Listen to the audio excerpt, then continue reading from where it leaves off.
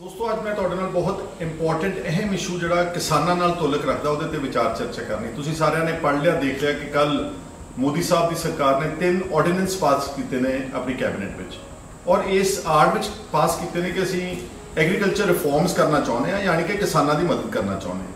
पर जदों तुसीं उन्हां नूं अच्छी तरह ना घोखदे हैं उन्हां सारे ऑर्डीनेंसिस नूं ते अल्टीमेटली पता लगदा कि उहदे च किसानां दा भला नहीं बल्कि प्राइवेट कॉरपोरेट सैक्टर का भला होण जा रहा है और किते ना किते चोर दरवाजे राही ये सारे जिहड़े ताकतवर वड्डे अंबानी अडानी वर्गे ने इन्हां नूं जिहड़ा एग्रीकल्चर सैक्टर दे विच सरकार नूं पिछे करके इन्हां प्लेयर्स नूं अगे लैके आउण दी उपराला किया जा रहा सरकार वालों। और एक होर बहुत वड्डा खदशा पैदा कर दिता जो इन्हां ने ऑर्डीनेंस पास किए ने कि उहदे च जिहड़ी मिनिमम सपोर्ट प्राइस प्रणाली आ MSP किते ना किते उस नूं आहिस्ता आहिस्ता विड्रॉ करेगी सरकार समय दे नाल नाल। वैसे भी जे आप देखिए कि MSP जी केवल 3 स्टेट्स तक महदूद है, बाकी सारे इंडिया में MSP कितने नहीं हैगी, पर पंजाब हरियाणा और उत्तर प्रदेश इन्हां स्टेट्स में MSP सरकार दिंदी है। कणक ते झोने दे उत्ते ज़्यादा 2 फसलां ही ने प्राइमरीली जिते ते ये MSP दी जाती है। हुण जिहड़े ऑर्डीनेंस ने इन्हां विच जिहड़ा इंपॉर्टेंट एक ऑर्डीनेंस है उन्होंने कहा कि असीं जिहड़ी एग्रीकल्चर प्रोड्यूस है उसनूं किसान जिहड़ा interstate which free market which बेच सकदा और ये प्राइवेट जिहड़े व्यापारी ने वो डायरैक्टली किसान तो उहदी फसल जिहड़ी आ परचेज कर सकदे। एक तां जिहड़ा स्टेट्स दा जिहड़ा एक्ट सीगा APMC कहंदे ने ओह एग्रीकल्चर प्रोड्यूस मार्केटिंग कमेटीज़ जिहदे नाल सारियां मंडियां गवर्न हुंदियां ने ते किसानां नूं सहूलत हुंदी सी कि उहनां दे तकरीबन हर दूजे तीजे पिंड विच एक परचेज सेंटर सीगा, सरकारी मंडी सी जिथे जाके अपनी फसल वो बड़े आराम दे नाल जो मिनिमम सपोर्ट प्राइस होंदी सी उस कीमत के उत्ते वो अपनी की जी फसल सी बेच लेंदा सी। हालांकि MSP जी मैं जो थोड़ी जी गल करा ये बहुत पुरातन सिस्टम है। किसी वेले 1964-65 में गल जो शुरू हुई सी तो ये हुंदा सीगा compulsory price support compulsory price purchase, यानी कि उदों अनाज की घाट सीगी तो सरकार को अधिकार सीगा कि वो तुहाडी फसल की जिहड़ी कीमत ला के तुहाडे तो परचेज कर सकती सी। हौली हौली इसनूं शक्ल देती मिनिमम सपोर्ट प्राइस। कोई इहदा फॉर्मूला नहीं पता कि किन्नी इहदी जिहड़ी किस तरह कैलकुलेट की जाती, बड़ा ऑब्सलीट बड़ा तकियानुसी ते बहुत पुराना सिस्टम है जिहदे करके MSP हमेशा किसानां नूं उन्हां दी लागत तो बहुत घट मिलती रही है। और फिर बहुत सारा विवाद उठा, फिर स्वामीनाथन कमेटी बनाई गई। स्वामीनाथन कमेटी की रिपोर्ट धूड़ झट रही है दिल्ली के दफ्तरों में क्योंकि उहदियां रिकमेंडेशनस किसानां दे हित विच ने। उन्होंने कहा कि सारियां इनपुट कॉस्ट कैलकुलेट करके तो जी MSP आ वो घट्टो घट्ट 100% वो प्राइस जी MSP की वो सारियां इनपुट्स के ओवर एंड अबव उन्होंने प्रॉफिटेबल बनाया जाए किसानी में। वो किसी ने अज तक लागू नहीं किया। हुणे ही MSP जी मोदी साहब ने 4-5 दिन पहला वधाई आ ओदी झोने की पैडी की वो महज 53 रुपए वधाई है। तो कल्ले साडी बिजाई जी आने वाले झोने की बिजाई आ पर एकड़ तकरीबन 3 तो 4 हज़ार रुपये महंगी हो गई है पर एकड़। तो MSP वधाई है सिर्फ 53 रुपए। 53 रुपए के हिसाब से जो 30 क्विंटल भी झाड़ निकले 1 एकड़ का तो 1500 रुपए का फायदा होगा किसान को पर एकड़ का। तो कल्ली वो जी बिजाई क्योंकि साड़ी जी माइग्रेंट लेबर से UP बिहार की लेबर सारी तो जा चुकी तो लेबर ने अपनी कीमत बहुत बढ़ा दी है। तो 3000 तो लैके 4000 प्रति एकड़ कल्ले ओदी बिजाई करने की कीमत जी वध गई है।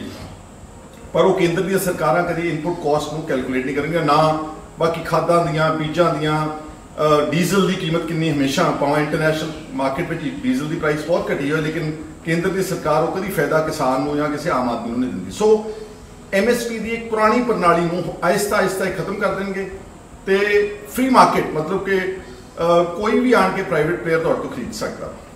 और एक होर इन्होंने ऑर्डीनेंस पास किया एसेंशियल कमोडिटीज़ एक्ट को अबॉलिश किया। जो देश में काला बाजारी करते सी व्यापारी होर्डिंग करते थे जमा करते सी जिहड़ियां दालां ने या चीनी या जिहड़ियां जरूरी वस्तुआं सीगियां ये एक्ट उन्होंने खिलाफ बनाया गया सीगा। ते अज उन्होंने खत्म करके वो तो सीधा व्यापारी को फायदा दिता। किसान तो कभी होर्डिंग करता ही नहीं, किसान तो जमा ही नहीं करता कोई इस तरह की चीज़। किसान नाल तो सादा तो साफ सुथरे कामकार वाला बंदा ही कोई नहीं गा, वो कभी हेरा फेरी ठगी ठोरी नहीं करता। सो एसेंशियल कमोडिटीज़ एक्ट का जो ऑर्डीनेंस पास किया वो भी सारा जो बेनीफिट है वो अल्टीमेटली व्यापारियों को बिजनेसमैन को दिता। सो कुल मिला के ये सारा जिहड़ा 3 ऑर्डीनेंस ने ये कहण नूं किसान हितैषी ने लेकिन अल्टीमेटली किसान विरोधी ने और आहिस्ता आहिस्ता MSP की प्रणाली नूं खत्म करनगे और प्राइवेट जिहड़े व्यापारी ने वड्डे ताकतवर उन्होंने इस खेती के किते दे विच वाड़नगे और नतीजा ये होगा कि अल्टीमेटली जिहड़े सूबियां दे विच किसान ने वो होर करजई होणगे और आत्महत्यावां होर वधणगीਆਂ। पंजाब कल्ले दे विच 1 लाख करोड़ रुपए का कर्जा वा ऑलमोस्ट 95% पंजाब के किसानों की जमीन रहन वक्-वक् बैंकों के कोल और कभी छुटेगी नहीं क्योंकि ऑलमोस्ट 10 तो लैके 11% इंटरस्ट चार्ज कर रही है गवर्नमेंट। एग्रीकल्चर खेती के इन्नी कमाई कभी हो ही नहीं सकती कि वह व्यापारियों के मुकाबले ते 10% या 11% ब्याज बैंकों को अदा कर सकन। और दूसरा इसका इफेक्ट जोड़ा वा वो स्टेटां के अधिकार खोए जान लगे ने क्योंकि ये जो APMC लॉ सीगा मंडियां का ये सूबियां का कानून सीगा। पंजाब की मैं गल करदा जो अपना पंजाब मंडी बोर्ड है ये फसल वेले जो मंडियां फसल आउंदी सीगी ਉਹਦੇ शायद 3% market committee fees 3% rural development fees almost किसान नहीं सी भरना पैंदा पर ऑलमोस्ट 150 रुपया क्विंटल पंजाब सरकार के कोल पंजाब मंडी बोर्ड के कोल इकट्ठा हो जाता सी फसल का 150 रुपया हर क्विंटल के पिछे। और ये जो पैसा सी मंडी बोर्ड ये अल्टीमेटली डिवेलपमेंट परपसिस लिए पेंडू विकास प्रणाली के लाया जाता सी सड़कों लिए जिहड़ियां अपनी सड़क रिपेयर होंदियां ना लिंक रोड्स वो सारियां इसे पैसे मंडी बोर्ड के नाल कीते जांदे सी। पिंडां विच स्ट्रीट लाइट्स लाईयां जांदियां या पिंडां विच जिन्ने भी छोटे मोटे काम सो कॉल्ड विकास के होंदे सीगे वो इस जिहड़ी APMC के राही जिहड़ी मंडियां के राही मंडी की फीस पर क्विंटल जमा होंदी सी सूबे के कोल वो भी उन्होंने अबॉलिश करता। भाव कि हुण कोई प्राइवेट व्यापारी फर्ज करो वो सरकारी मंडी के बाहर बह जाएगा आन के वो कहूगा कि तुसीं अंदर चों जाके बेचनी है तो मेरे को इत्थों पैसे ले लो तो सरकार वो अपनी जिहड़ी उन्हां दे कोल कमाई सीगी वो एक किस्म की खत्म हो जाएगी। सो एक किस्म के उन्होंने अधिकारां दे उत्ते डाका मारिया केंद्र की सरकार। वैसे भी पहला अटोनमी जिहड़ा अकाली दल का एक बहुत वड्डा मंग सीगे फैडरल ढांचा होना चाहिए सूबे में वध अधिकार होने चाहिए ताकि अपने कानून आप बना सकन अपनी पढ़ाई आप करा सकन अपनी सेहत की प्रणाली अपनी लेबर का एक्ट अपना जो भी कुल प्लैनिंग है सड़कों की या होर भी इंफ्रास्ट्रक्चरल डिवेलपमेंट है वो खोंदे खोंदे खोंदे अखीरला अधिकार जिहड़ा खोया वो साडा सीगा वित्तीय अधिकार जिहड़ा GST जिहड़ा अज रौला पिया ना कि केंद्र की सरकार पंजाब का 4000 करोड़ रुपया GST का मार के बैठी है वो असी अपने हथ वढ़ के विधान सभा में दिते हैं। और जो ये एक्ट पास हो रहा सी ऑल इंडिया तो असी कांग्रेस की सरकार नूं मैं लीडर ऑफ ओपोजिशन सीगा कंवर संधू साडे MLA ने बहुत कोशिश की मनप्रीत सिंह बादल ते चीफ मिनिस्टर साहब नूं समझाउण दी कि तुसीं GST पास करके जो तुहाडे कोल वित्ती अटोनमी है अधिकार है तुसीं ये भी अपने अधिकार केंद्र नूं दे देण लगे हो। उस वक्त फिर बहुत तकरीरां हुई कि यह इतिहासिक बिल आ रहा है जिंदगी शायद एक बार बिल पास किया जाता वह खमियाजा हम पंजाब भुगत रहा। सारे पंजाब दी सारे सूबे के टैक्स इकट्ठे करके केंद्र अपने को लै जाता फिर जिदा आप मंगते होंगे कि इन्ने परसेंट इन्ने परसेंट इन्ने परसेंट अज पंजाब का 4000 करोड़ रुपया GST की कलैक्शन का उन्होंने कोल केंद्र सरकार को साडा बकाया पाया। सो आहिस्ता आहिस्ता बजाए कि सूबे को अधिकार दिते जाते जाते जोड़े अच्छे देश ने जिदा जोड़े विकसित मुल्क ने उत्थे सारी स्टेट्स को बहुत अधिकार है। अमेरिका के बहुत सारिया स्टेट्स बल्कि काउंटीज मतलब उन्होंने जिले ने जोड़े जिलियां तक उन्होंने कोल अपनी पुलिस है उन्होंने कोल अपने कानून है उन्होंने कोल अपनी जुडिशरी है हर स्टेट का अपना लॉ बहुत बड़े असल में फैडरल ढांचा जोड़ा जिसको कहा जाता वो इन्होंने देशों में ऑलरेडी प्रचलित है। कहने असी फैडरल है पर अल्टीमेटली यूनिटरी है यानी कि सारे जोड़े अधिकार से वो केंद्र सरकार ने अपने कोल हौली हौली केंद्रित कर लिए। और श्रोमणी अकाली दल जिहदे करके हुण तीसरी पार्टियां की मंग उठ रही ना पंजाब दे विच ये लोड़ नहीं सी कोई भी जब साडे कोल एक रीजनल पार्टी सी बड़ी मजबूत श्रोमणी अकाली दल जिहदा बहुत इतिहास बड़ा अच्छा सीगा अगर ये अपने एजेंडे तो ना भटकदे पंजाब दे जिहड़े उन्हां दियां जो जायज़ मंगां सी उहदी हिफाजत करते रहंदे टिका के तगड़े होके ते फिर तीसरी धिर दी तीसरे बदल दी पंजाब लोड़ ही पैनी नहीं सी।